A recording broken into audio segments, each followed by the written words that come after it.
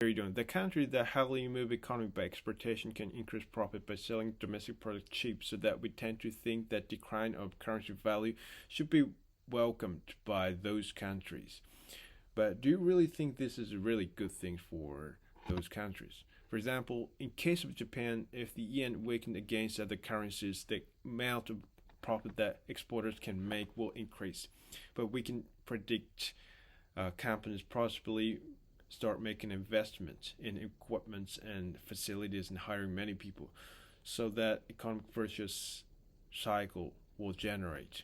However, even if companies' profit rises and the yen depreciation, companies will be careful about investment in prospect that they don't even know how long this yen depreciation will last. On the other hand, at the time the companies make profit by yen depreciation and think about investing in human resources and hiring more people, because, for example, there seems to be no yen appreciation that values 70 or 80 yen per dollar, and yen US dollar market seems to maintain 110 yen per dollar. If the Japanese government does something that makes domestic demand press down by increasing consumption tax rate or something, companies think that Japan will not expand domestic demand. So no expansion of domestic demands, no price increase, and no sales increase. So companies refrain from making a domestic investment, but start paying attention to investments overseas. And originally, exchange rate doesn't continue at a constant level, and we don't really know what's going on in the future in exchange rate. So companies need to make a strategy for it and decide what to do timely. So simply prejudice that the yen depreciation will bring fortune and a good economy will make you go through a really bitter experience from now on. So once the CEO of Sony, Nobuyuki, said that he wanted the exchange rate to stabilize. So let's think about what's going on if tax increase is enforced. When economic depression, if it is obvious that the tax revenue will not increase and reduce, and when tax revenue shrinks, the government will issue government bonds, and there is no choice but to secure government budget. But if economy is likely to upturn right after issuance of the government bonds, this is no problem because it is just a temporary measure. However, if the recession is really stubborn, the government can smoothly proceed with the redemption of the deficit bonds, and the government has no choice but to raise the consumption tax rate. So, what will happen if the tax increase because of redemption of deficit bonds? The economy will shrink. Why? Because tax increase means originally the government takes up income from the nations, but it is okay if the government will make reinvestment based on the tax revenue from tax increase. However, if the government allocates this tax revenue to repayment of debts, in short, redemption of deficit bonds, nations' income will fly away somewhere, and this will not return back to the nations. So when that happens, domestic demands is deprived by tax increase because domestic demands will shrink. The economy will go from bad to worse. So this is very simple logic that everyone can understand.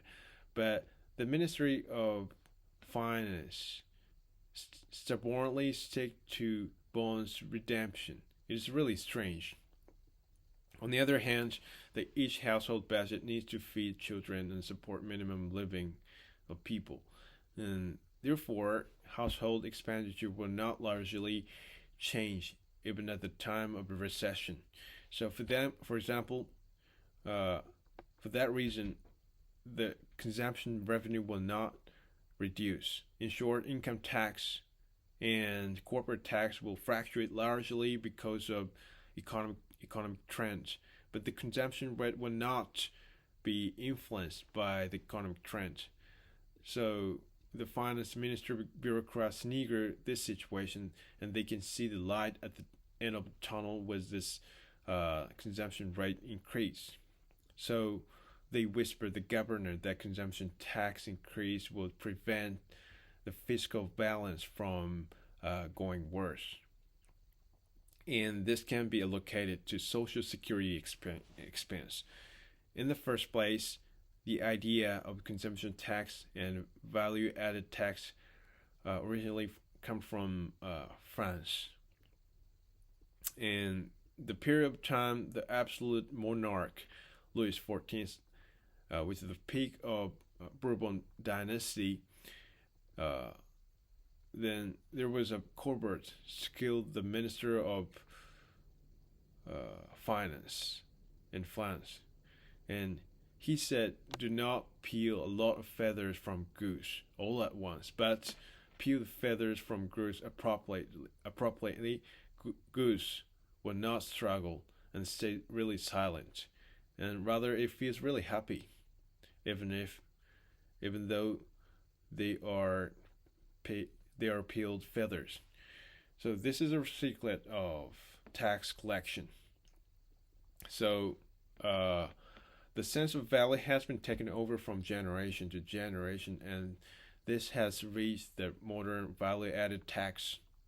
So Louis XV tries to take air tax from nations. It is like you are breathing in the country, you pay tax for it.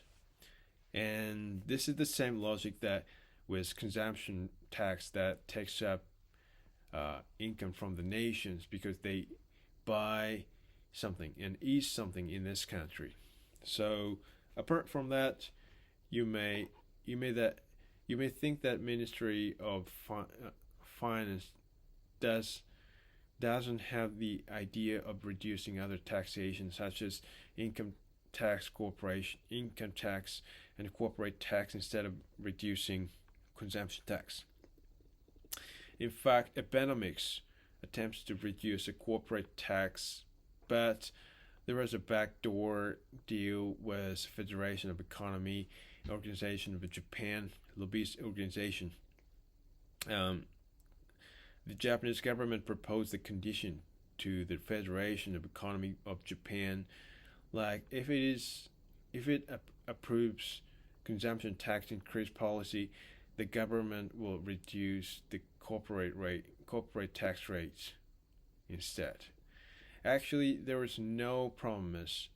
There was one more promise between the Japanese government and the Federation of Economic Organization of Japan in the backdoor dealing. The mutual promise should have been like if reducing corporate tax, the government should have increased domestic investment by 10% from a year earlier, but actually domestic investment didn't increase by the government. So this is really bad. So there are no views of the state that protects Japanese economy and certain ethical view in Japanese business world. So, for example, there's a big difference of consciousness towards tax between Japanese and American. American people have a great interest in how taxes are used by the government, but Japanese people don't really. So this has something to do with the difference of taxation system between America and Japan. In America, everyone needs to file a tax return. So there is no withholding tax system that a salary payer collects income tax for taxation to the government. So American people needs to make a tax return application individually while consulting with tax accountant. In short, American people understand how much tax they use they pay, and how much expenses they used, and how much tax refund they get repaid. So, of course, they would try to avoid taxation as much as possible. If it turns out that you evade tax, this is as bad as denaturalization of citizenship. So at the same time, people are really strict with tax policy made by the governments. America is also strict with the people who illegally evade tax system. So the Japanese people's consciousness towards a tax is consciousness towards how tax is used by the government is mostly someone's business. So, and people don't take it independently. So this is because tax is a job for taxpayer to do. So although the tax return information written on the slip, the amount of salary people can get is the one from which tax is deducted.